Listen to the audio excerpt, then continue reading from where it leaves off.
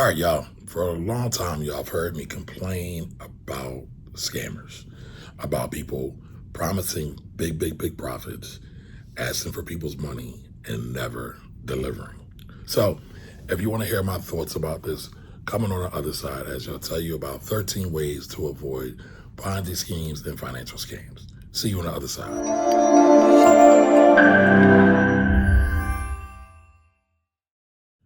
Hey everybody, Gamari Ellis here, the Finance Rebel. I often do videos talking about how to make money, how to save money on taxes. If it's about wealth, I usually do them here on this channel. But today, wanted to do something a little bit different. I wanted to talk about how to keep your wealth, how to avoid people that like to scam you for your wealth and like to rob you for any opportunities of making money for you, your family, or your community, right? And so I wanted to go over Ponzi schemes. In particular, there's about 13 different ways to address and analyze a Ponzi scheme to see if it's really a Ponzi scheme. So that's what we're going to talk about in this video right here. Now, I want to set a little context, right? I want to talk about Ponzi schemes. Where did they come from, right? Just to lay the groundwork where we can all kind of get them. Once we talk about them, I think you will see a pattern. All right, so did you know Ponzi schemes were initially named after a guy by the name of Charles Ponzi? Italian guy who came to the United States, lived in Canada, went to jail, often a lot, quite a lot, even married for love. But he figured out a way to kind of beat people out of money. What did he do? He figured out that he could buy postage stamps overseas at a discounted rate, have them come to the United States, and sell them at face value. So in the beginning, they thought they were going to be able to print them in, but it wasn't that lucrative.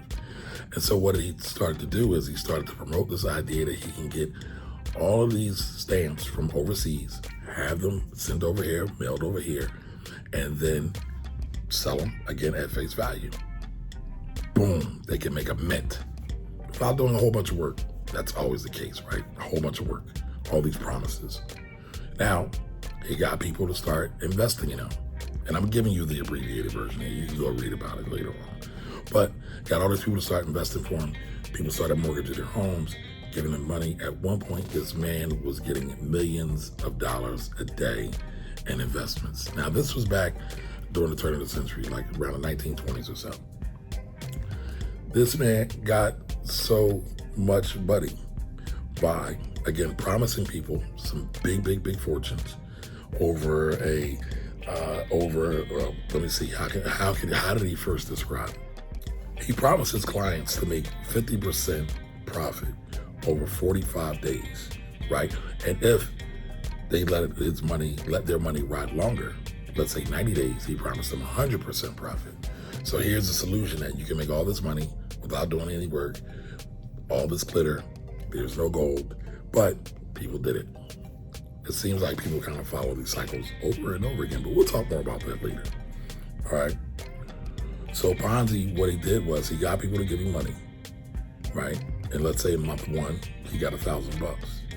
Then in month two, when he got his next round of people to invest in his scheme, he then paid back the first lot of people that invested $1,000 in him the first month.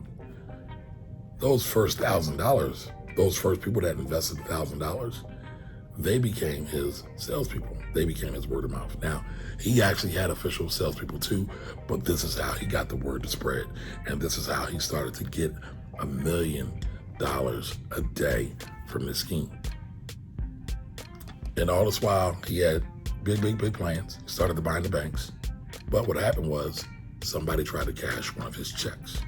Now, this man was bringing in millions of dollars a day. He's bringing in millions of dollars a day. People started cashing his checks.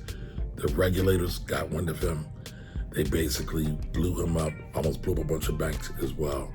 And then the Ponzi scheme blew up. So that's the real short and abbreviated version of a Ponzi scheme. But when you look at it, if you haven't heard from what I just kind of narrated to you all, you probably heard some things that happen in just about every get-rich-quick scheme that you see. So let's get into the actual 13 points. So point number one, how to identify a Ponzi scheme. Point number one, qualifications, right? What experience does this person have? All of you watched American Greed. It seems like these people never have a clue about what they're doing, but somehow are such good salespeople, are so charismatic that they're able to convince you that they can get blood from a stone. But they never went to school for it. They never had a job doing it. They didn't do any of that. But again, they're good at convincing. They have great salesmanship.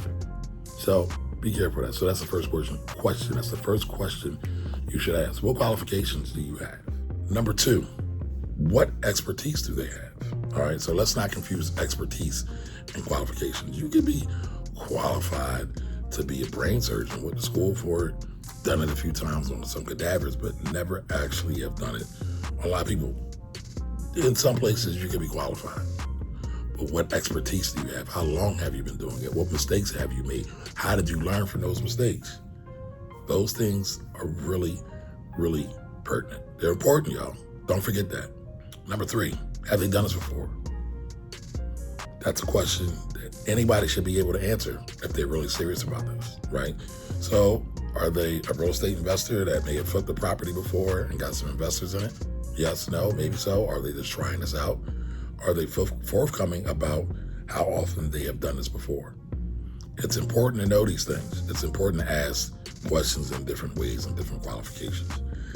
A good salesman, a good huckster, a good schemer will be able to answer all of those, and they'll try to be really quick. Watch out for the fast talkers, y'all. Just saying. I've had bad experiences with them. Question number four, what's their track record like? If they've done this before, what's it like? What did they learn? What did they see? What mistakes did they make? Were they able to figure out what not to do again? Can they articulate to that you well? Are they able to document any of that also? Number five, what is the investment? How much money do you have to put in? All that's important, folks. It's important. You want to know all the what, when, why, here's, and hows. Anytime you are getting involved in anything that involves money that you could potentially lose and you're not comfortable with losing, to me, that's $1. Just being honest. I'm joking a little bit, right? So if you got to have your threshold. So let's say it's $1,000. You tend to ask a lot of questions when it comes to spending anything over $1,000. Again, what's the investment? Can you afford to lose that money? All of those things are things you need to think about. All of those things you need to analyze and process before going forward. Number six, how do you get paid? Right? How do they get paid? Questions you need to know and you need to fully understand before you move forward with anybody in any venture. For example, again, going back to real estate, you flip a property, you do all this work on the inside of the house, you fix up the outside of the house, you make it look good, you make it look clean, you make it look sexy so people want to buy it. When do you get paid? At settlement, right? So you bring the buyer to the table, they have either cash or they got a loan or a mortgage from somewhere. That's how you get paid. Somebody should be able to explain to you how easy you can get paid or what the process is to getting paid. Don't forget that, please. Now we're getting good. Now we're cooking. Number 7, when do you get paid? What's the expectation? Have you allowed any overage of time? Have you estimated any overage of time? So if somebody is telling you that a project will take, 6 months to do, have they really thought about how long it will really take? And will it really take 6 months or will it take longer than that? You need to understand that. You need to understand the process of what it's going to take to go from A to B to C to D. Basically, how you work through the process. What are the stages of the process? Don't be afraid to ask these questions, y'all. Number 8, question for yourself. Can you afford to lose this money? I've seen people get involved in investments and put up $1,000 that it was for their savings. It was for their rainy day fund or the opportunity fund, because y'all know I don't really like emergency funds, right? Could they afford to lose it? A lot of times it wasn't. $500. Couldn't afford to lose it. So if you can't afford to lose the money, it's not for you. Where will the money be?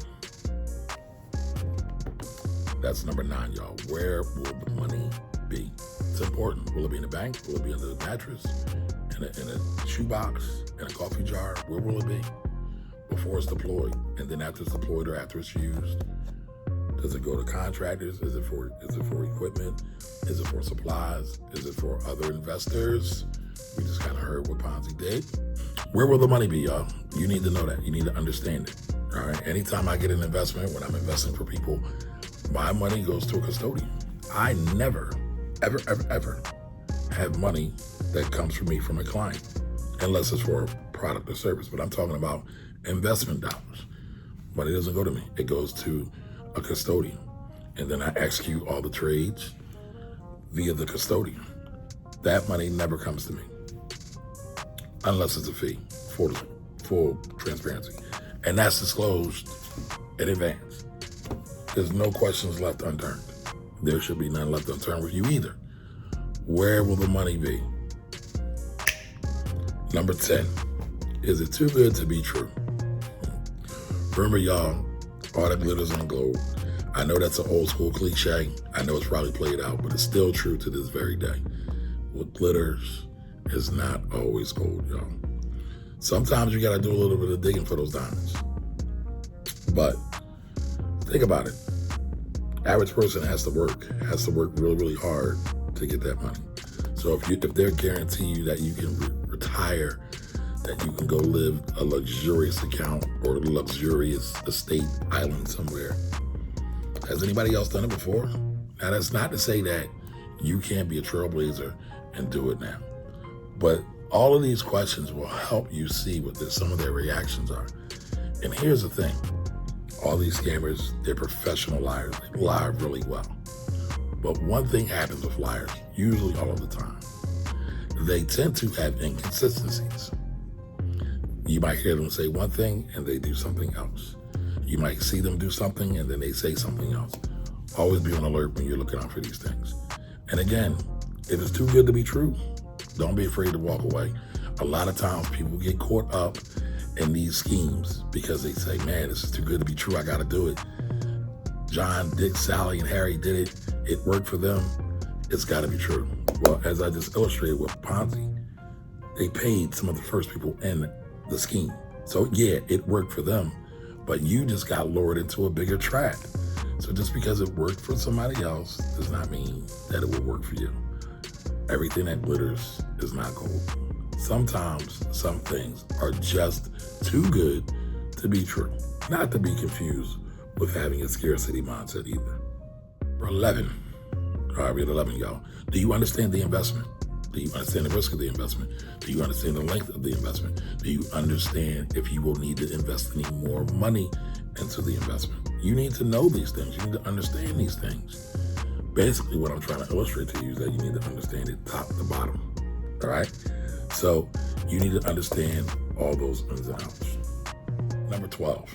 Now, this is a personal thing to me. Doesn't apply to everybody, but to me, it seems like all the guys that are flashy, super duper flashy, tend to be some of your biggest schemes. By the way, Ponzi had all kinds of shenanigans going on. Live the lavish lifestyle. It seems like when you watch some of these American greed type things on TV, they all live this lavish lifestyles of the rich and famous. Probably should avoid some of those people.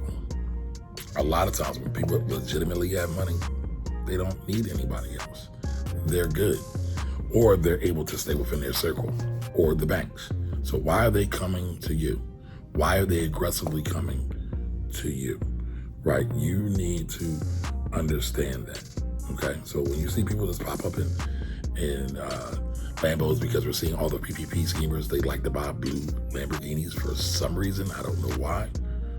Probably should avoid them. When you see people that are renting these jets, probably should avoid them. When you see people renting these lavish estates and living on these palatial houses, probably should avoid them.